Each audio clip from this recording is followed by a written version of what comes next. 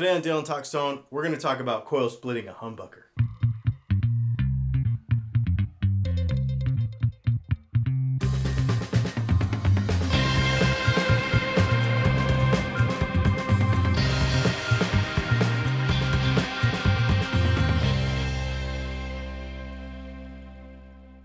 How's it going? My name is Dylan, and this is Dylan Talks Tone. You know this channel as a guitar tech channel, everything about tone and music and how to be more creative.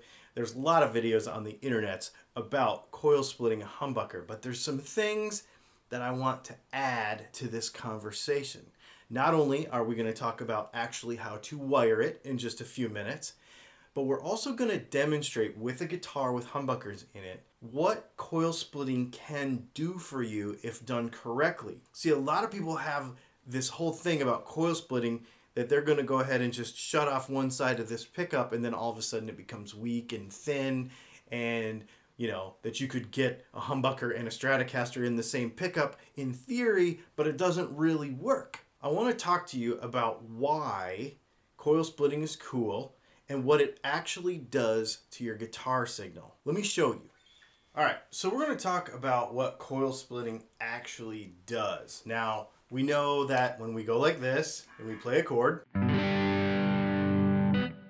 there is your humbucker, and we coil split it, and there is your single coil. Super simple. It makes sense, right? However, it's not just that, okay? What we're doing is remember that our pickups are actually generating voltage.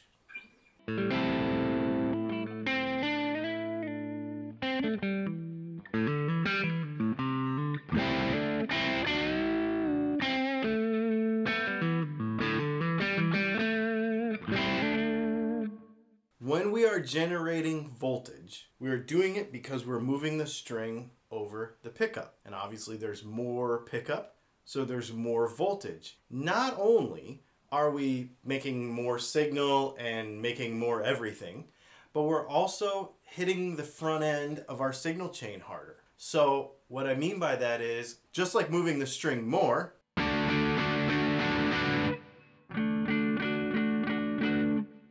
affects how we hit the front, how much pickup also affects how we hit the front. So when we do the same thing with a humbucker,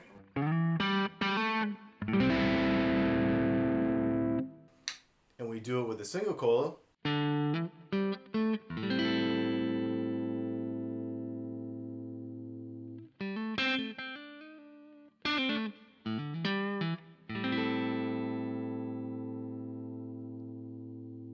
we have less voltage, which means we're hitting the amp, we're hitting the pedals, we're hitting everything with less.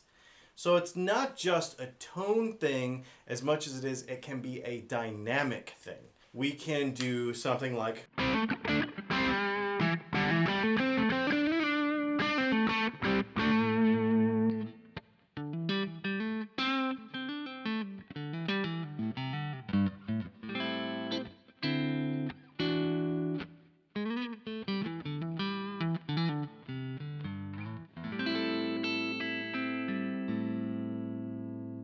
it's not just about Strat versus Les Paul, humbucker versus single coil. It's a dynamics thing. I didn't hit any pedals.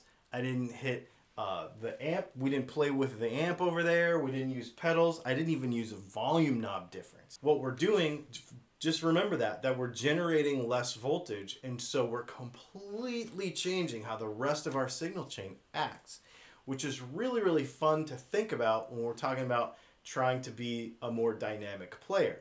A lot of people will say, well, I'm just going to go step on another pedal. I'm going to go use some other setting over here. But when reality, we have everything we need right here with a coil split, with a volume, a tone knob, and our pickup selector. I guess that's why I like to think of it this way. This controls everything else. A lot of people go backwards with this. They say that they want to use all of that stuff to control their tone. But this is just how I look at it, especially being a pickup builder and a pickup designer, is this is the beginning. And so how hard we hit the rest of it, how everything else acts, can be affected by volume knob, coil split. I just wanted to share that today because it's a little bit of a different perspective on why we would use one.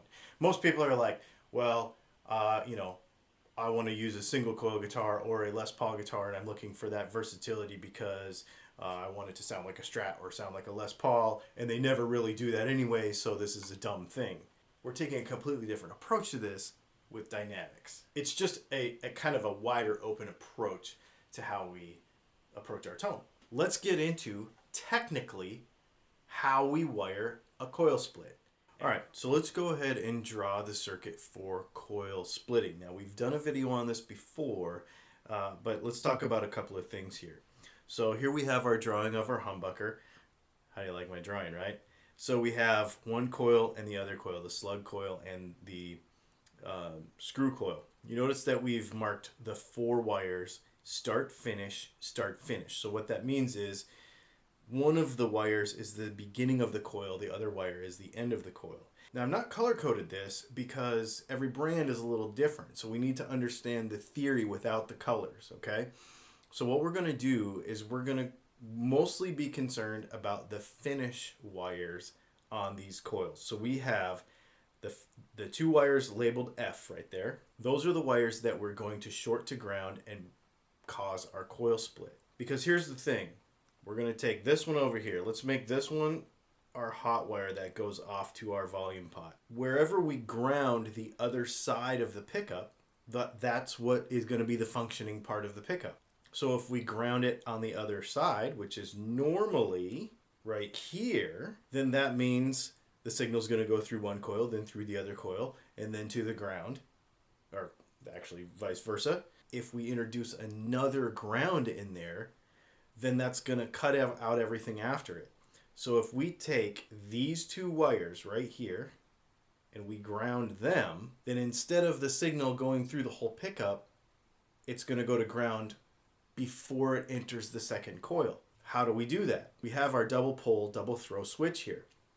We're going to take those 2 and we are going to put them right there on the middle of that switch.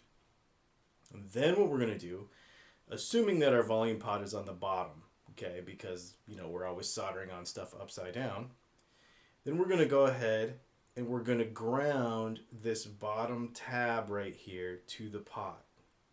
So what that's going to do is as we pull the volume pot down, up, so we're thinking about this upside down because the way the guitar is sitting when we're soldering on it, when we pull up on the knob, then all of a sudden the signal is going to go to ground instead of going through. It cuts out the second coil. So a lot of people have asked me, how can you affect which coil you want? Basically, since we're cutting out whatever comes after this second ground we've put in, then that basically just tells us how we want the pickup to be hooked up. So in the situation that we have it right now, the way it's going to work is the one on the bottom, in this, my drawing, the slug coil, is the one that's going to be shut off and you're going to be left with the screw. Now we could do it a different way. Let's go ahead and get rid of this wire and get rid of this wire. Now let's send this side out to the volume and let's send this side to ground. In this case, then, the screw coil would be shut off. Okay, so that's how we can affect it. Now here's the thing, you'll have to do it on both pickups so you don't get your guitar out of phase when the pickup is in the middle position. So let's go back to the switch. Remember that this is a double pull, double throw switch. You could do the same thing on the other side of the switch because we have a double pull, double throw switch. That's how I like to do it. I ground this bottom side right here, and then I hook up another pickup on this side, and I actually have one volume pot that does both pickups. Well, hopefully that was helpful because, you know, we normally think of coil split as like a weak single coil in a humbucker, and a lot of people don't like them. Some people do, but this is just a different approach. The idea is to think about it as a dynamic tool and not necessarily as trying to get 2 completely different sounds out of a guitar. The thing is, you got to have the right pickup for this. There are a lot of humbuckers that don't work well when you coil split them. So, you know, you can check out at Dylan Talks Tone, we have our center punch humbucker. That thing works really well when you coil split it. It works really well. There's a video on it on the website there. You can check it out and how and why and how it works. And let me know what you think. Do you like coil splitting humbucker? Have you ever tried it? And what are your objections to doing it? My name is Dylan. This has been Dylan Talks Tone. You can check us out here on Wednesdays and on Fridays every week, as well as our live show on Monday night at 9 p.m. Eastern Time. There's also a whole bunch of behind the scenes 360 footage and a whole bunch of other stuff at patreon.com/DylanTalksTone. I want to thank everybody who has been supporting us over there on our Patreon page. If you have any questions about guitars, guitar tone, anything like this, do me a favor, hit me in the comments below and we will make a video just for you.